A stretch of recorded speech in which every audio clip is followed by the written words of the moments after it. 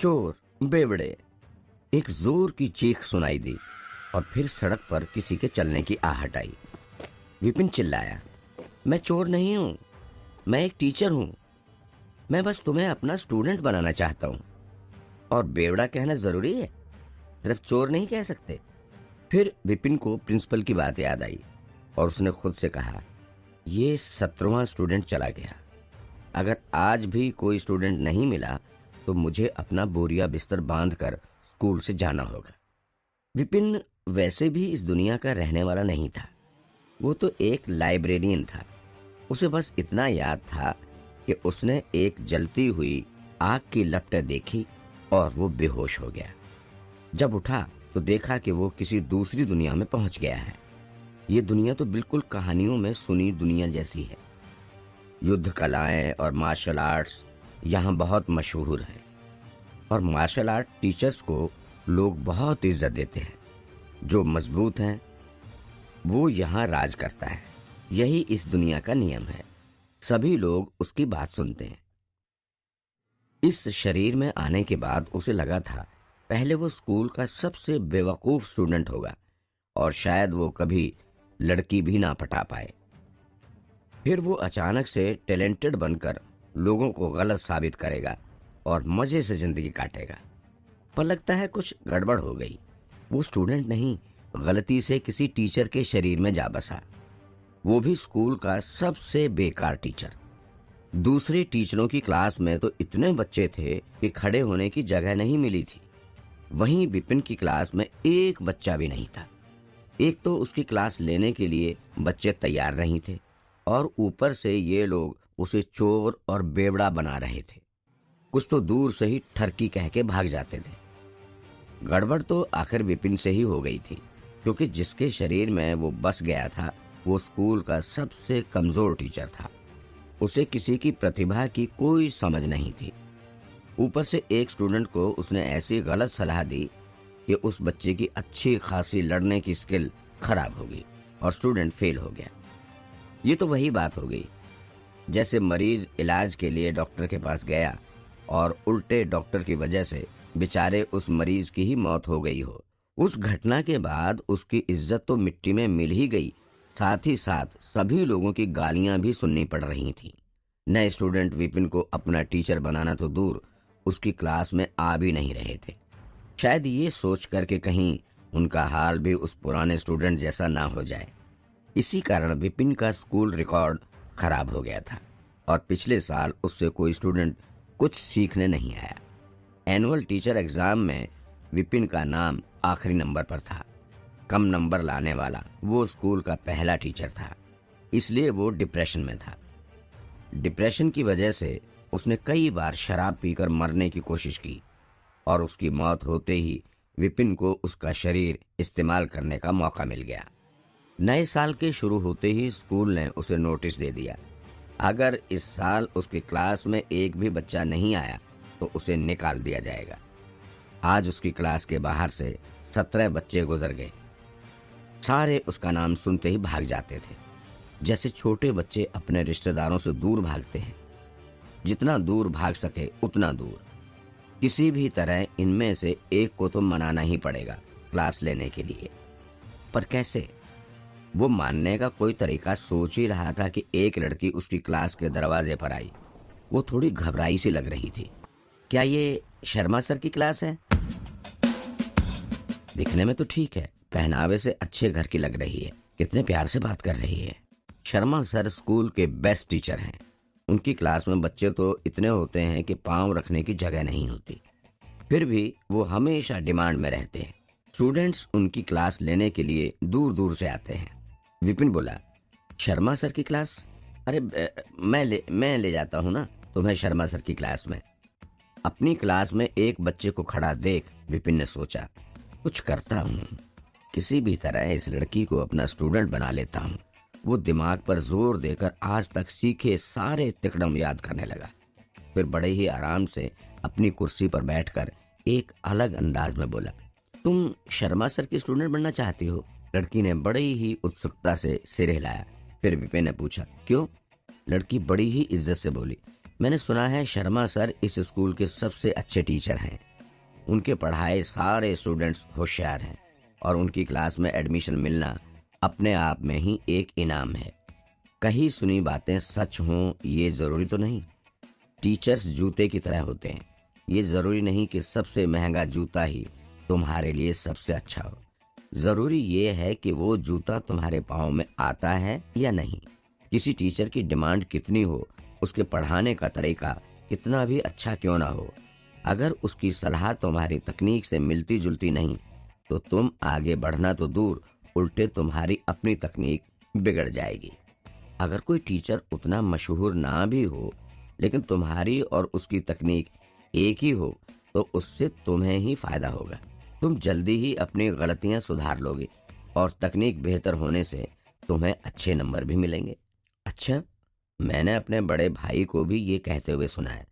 लड़की ने विपिन की बात पर थोड़ा ध्यान दिया लेकिन फिर उलझन में बोली, लेकिन मुझे नहीं पता कि मुझे किस तरह की तकनीक सूट करेगी। विपिन ने देखा कि लड़की बस मान ही गई है। उसे सिर्फ किसी तरह फालतू सी बातों में लगाए रखना है और अपना स्टूडेंट बना लेना है। ये सोचकर विपिन ने चोरों जैसे अपने चेहरे पर मुस्कान दिखाई, फिर एक लंबी सांस लेकर कहा, शायद किस्मत में हमारी मुलाकात होना लिखा था। एक काम करते हैं, मैं भी इस स्कूल में टीचर हूँ। मैं तुम्हारी क्षमता, तकनीक और स्वभाव देखकर एक अच्छा टीचर चुनने में तुम्हारी मदद करता हूँ। लड़की ने बड़ी खुशी से सिर हिलाया और बोली, क्या वाकई में सर आप मेरी मदद करोगे?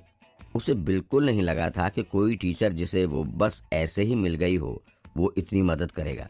विपिन ने बोरियत से लड़की की तरफ देखा और बोला, ठीक है चलो अब अपने तकनीक का एक नमूना दिखाओ। जी सर। हैया। कुछ ही पल में लड़की के पंच से पूरे कमरे में एनर्जी आ गई। जैसे जैसे लड़की मार्शल आर्ट्स पोज देती रही वैसे वैसे एनर्जी उसके चारों तरफ घूमने लगी और क्योंकि उसकी एनर्जी बिखरने के बजाय लड़की के आसपास ही घूम रही थी, इससे पता चलता है कि उस लड़की का बेसिक ज्ञान बहुत मजबूत है। उसकी एनर्जी शक्तिशाली है लेकिन छुपी हुई है, बस थोड़ी और प्रैक्टिस की जरूरत है। लड़की के रुक जाने पर विपिन ने गर्व से सिर हिलाया और कहा, ठीक है, मैं देख सकता हूँ तुम्हारा बेसिक नॉलेज अच्छा है और टैलेंट भी बहुत है तुम्हारे अंदर, और तुमने अपनी प्रैक्टिस पर भी बहुत मेहनत की है। तुम्हारे जैसे जीनियस आजकल कम ही मिलते हैं। बस तुम्हें एक अच्छे टीचर की जरूरत है जो तुम्हारी तकनीक को तराश सके। पृथ्वी ग्रह के भविष्य बताने वालों की तरह उसने भविष्यवाणी की। बड़ी ही चालाकी से उसने ये कहा ताकि सुनने वाले वही समझें जो वे सुनना चाहते हो, और फिर वे चौंक कर सोचेंगे कि विपिन का कहा कितना सटीक था। खासकर तुम्हारी टांगों में कमाल की ताकत है, बिल्कुल एक हाथी जैसे अपनी जगह पर खड़ी। हर पोज उफनती समुद्री लहरों जैसा है, बेहद शक्तिशाली। अगर तुम आगे भी ऐसी ही मेहनत करोगी तो तुम्हारा भविष्य बहुत अच्छा होगा। लड़की ने शक की नजर से विपिन को देखा और बोली, टीचर मेरे पैर में तो चोट लगी है। डॉक्टर ने तो कहा कि मेरा एक पैर बेकार हो गया है। विपिन को लगा कि उसका झूठ पकड़ा गया। चोट? लेकिन वो भी जिद्दी था, तो फिर बातें बनाते हुए बोला, तुम्हें क्या लगा मुझे पता नहीं चलेगा? मुझे तो पहले पोज से ही पता चल गया था। मैंने इसलिए पैर के बारे में ऐसा कहा क्योंकि वो कहते हैं ना, तबाही के बाद ही नया जन्म होता है। चोट लगने की वजह से ही तुम्हें अनजाने ही सही एक मौका मिल गया है जो किसी और के पास नहीं है। अगर तुम ठीक से इस मौके का फायदा उठा सकोगी तो तुम्हारा पैर ही तुम्हारी सबसे बड़ी शक्ति बन जाएगा।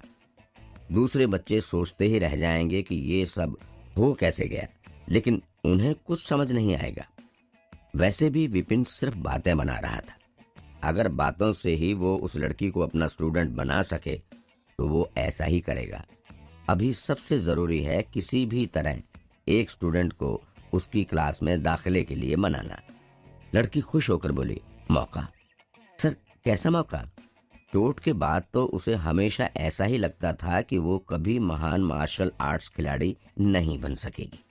उसे खुद पर भरोसा ही नहीं था। उसे क्या पता था कि चोट की वजह से उसे इतना बड़ा मौका मिल जाएगा। विपिन बातें बनाता ही जा रहा था। इस मौके के कारण तुम एक बार में ही सफल हो जाओगे। अपनी एज के स्टूडेंट्स में तुम्हें सबसे आगे निकलने में बिल्कुल मुश्किल नहीं होगी। हालांकि वो सच में बेस्ट स्टूडेंट बन सकती है। ये सुनकर लड़की ने शर्मा कर आगे पूछा, हालांकि क्या सर? विपिन ने गहरी सांस लेकर उदासी से कहा, हालांकि ऐसे टीचर जो इस मौके का सही इस्तेमाल कर सकें, ऐसे टीचर इस स्कूल में कम ही हैं। मुझे मिलाकर सिर्फ 3 ही ऐसे टीचर हैं। बाकी दोनों टीचर ने 3 साल पहले ही बच्चों का दाखिला लेना बंद कर दिया था। इसलिए तुम्हारी सिफारिश करना तो मेरे लिए भी मुश्किल है। दाखिला लेना बंद कर दिया है? लड़की को लगा था चलो कुछ तो अच्छा होगा, पर यह सुनकर वो उदास हो गई। फिर अचानक कुछ याद आने पर बोली, वे दाखिला नहीं ले रहे हैं? पर सर आप तो ले रहे हैं ना? बिल्कुल ले रहा हूँ, बस एक बात है, जैसा कि तुम देख सकती हो, मुझे नाम शोहरत से कोई फर्क नहीं पड़ता और मेरे पास कोई फालतू टाइम नहीं है। फिर अपने चेहरे पर जिद्दीपन लाते हुए वो आगे बोला, अगर स्टूडेंट असली हीरा नहीं है तो मैं उसे दाखिला नहीं देता। चाहे कुछ भी हो, स्टूडेंट के टैलेंटेड होने पर ही मैं उसे अपनी क्लास में जगह देता हूँ। इससे पहले कि विपिन की बात खत्म हो, लड़की हाथ जोड़कर बोली, मैं जानती हूँ सर, आप महान हैं। प्लीज मुझे अपना स्टूडेंट बना लें। मैं पूरी मेहनत से ट्रेनिंग करूंगी और आपको कभी शर्मिंदा नहीं करूंगी। विपिन मन ही मन बहुत खुश हुआ, लेकिन फिर भी चेहरे पर उलझन दिखाते हुए बोला, हम पक्का किस्मत से मिले हैं, लेकिन तुम देख सकती हो मुझे शांति पसंद है। लड़की ने देखा कि टीचर थोड़ा नाखुश है तो वो आदर से बोली, मैं कभी आपको परेशान नहीं करूंगी, मेहनत से ट्रेनिंग करूंगी और जरूरी होने पर ही आपको टोकूंगी। विपिन ने कहा, मेरे पास बहुत ज्यादा स्टूडेंट्स नहीं हैं, इसलिए बाकी टीचरों के मुकाबले मेरे पास ज्यादा साधन भी नहीं है और हो सकता है बाकी के स्टूडेंट्स तुम्हारा मजाक उड़ाएं। लड़की हिचकिचाई, साधन नहीं है? मैंने तो सुना था साधन ट्रेनिंग के लिए बहुत जरूरी है। टीचर के पास कितने स्टूडेंट्स हैं, वे कितने होशियार हैं और भी कई सारी चीजों का ध्यान में रखकर ही स्कूल टीचर्स को साधन देता है। बिना अच्छे साधनों के ट्रेनिंग में सुधार करना मुश्किल है। मैंने तो बस तुम्हें परखने के लिए ऐसा कहा। अब क्योंकि तुमने फैसला ले ही लिया है और तुम आदर से मुझे अपना टीचर मान ही रही हो तो ठीक है, मैं तुम्हें अपना स्टूडेंट बना लेता हूँ। उसने देखा लड़की फिर से पीछे हट रही है। जल्दी से उसने बोला, तुम्हारा पहचान पत्र? अभी इतनी जल्दी?